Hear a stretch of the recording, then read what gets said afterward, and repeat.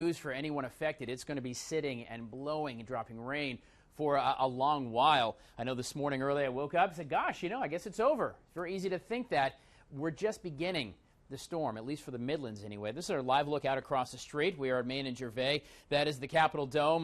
Weather has gone south even in the last 30 minutes since we last spoke about as what we can see. You see a lot more rain coming in. Those flags really doing some work up there on top of the dome as well. So very quickly, the first round of storms, and you understand, think of the storm as a pinwheel. We've seen the graphics, and I'll show them to you again in a couple of seconds.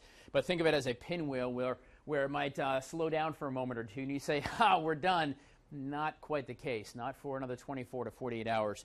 74 degrees right now, humidity 100%, a lot of fog, rain. Conditions are not great, and that wind continues to pick up as well as we take a look at this storm. So this is that first round. We'll get a little bit of a reprieve as we go through. But if you're curious, take a peek, guys. That's the rest of the storm. All right, so we've got a long, long way to go before this is done. Even Wilmington still, North Carolina still being hammered. This has been more than 24 hours now for these guys, certainly down the coast into Myrtle Beach as it comes over through Florence. And you have that little window. We're talking about that pinwheel. You get that little dry spot right there. We still have some wind, still have some mist, but you might say, we're done. We're not done. Not done for a good bit. Current temperatures around the area, very sticky when you step outside. It's muggy. 79 in Newberry, 74 inside the Beltway. Over in Sumter, where it's very, very breezy. As it stands, you can see the mugginess. Some of the areas reporting even warmer conditions. But here's some current winds for you. 15 miles per hour in Lexington. It was 26 about 45 minutes ago, so we're still gusting. 21 in Sumter, 23 in St. Matthews, and just 9 miles an hour right now in Columbia. But again, we're going to be looking at some wind upwards of 40 miles per hour as this storm progresses through the Midlands on its way eventually towards the west and then northwest up and fizzles out. Excuse me. So 22 miles an hour in Canada. We talked about 26 still in Myrtle Beach. Still getting hammered over there. Florence, 23 miles per hour. So it kind of gives you an idea of the scope of the storm. So here's Florence's current condition. And to give you an idea of where we are, we have got the essentially Columbia, right? And here's I guess what would have been the eye of the storm, the center of the storm. And so we'll go ahead and click on this little measuring tool here and take a look. And we're seeing about 73 miles from the center of the storm back to Columbia. So we've still got a long, long way to go before that thing gets here. It's moving at 2 miles an hour. So it's got a ways. You do that math by the time it gets here this afternoon to be into the evening.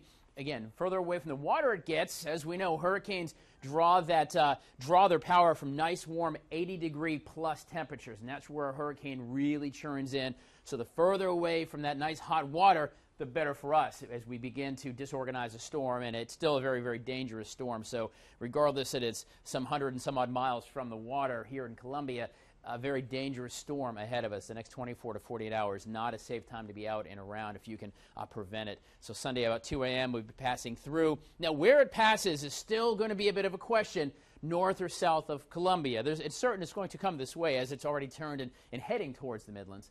But where it falls, whether north or south of Columbia, that's going to make a significant difference on the amount of rainfall totals. So let's go ahead and take a look at the radar, just a closer look at a timeline for us, guys, as we go through. So noontime, we're going to see that break in there and maybe get a little reprieve from the rain, maybe a touch from the wind. But certainly by no means does that mean it's time to go ahead and hang your clothes back out and sit on your back porch. That's simply just not the case.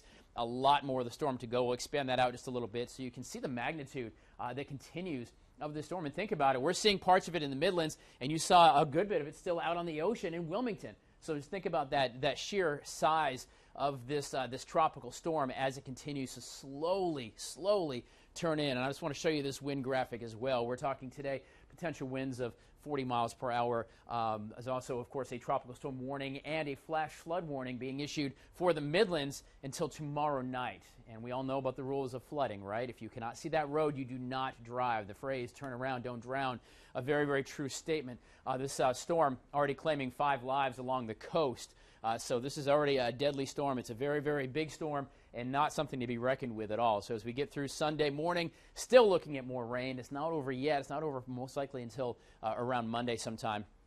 So rain totals, again, depending on where the storm is and where it marches through north or south, there can be some movement in the rain. But you can see the white area, the most significant rainfall, down to Greene, Barnwell, Augusta, certainly having some rain. But as far as totals, this is an aggregate number. Again, it can go up or down significantly, but an aggregate number, we're looking when it's all said and done. It's not really the rain so much, it is the flash floods. The wind, really, for Columbia here, Bishopville, 4.3 inches of new rain. So it's really going to be a lot of that storm surge that's coming in too. So here we go as we get to the planning stages. Again, this storm is just beginning.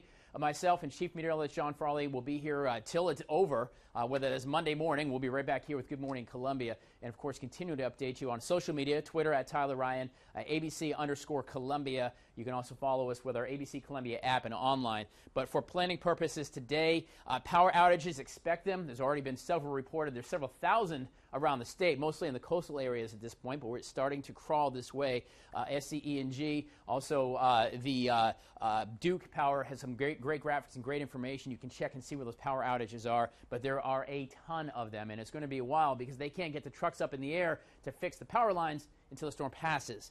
So expect to be without power if you don't have it for a good bit. Tropical storm warning, flash flood warning, and the high winds will be with us as this storm is really just starting to make its way into the Midlands. We'll be here all day long just monitoring the storm. Please stay safe, and we'll get back to normal programming. How do we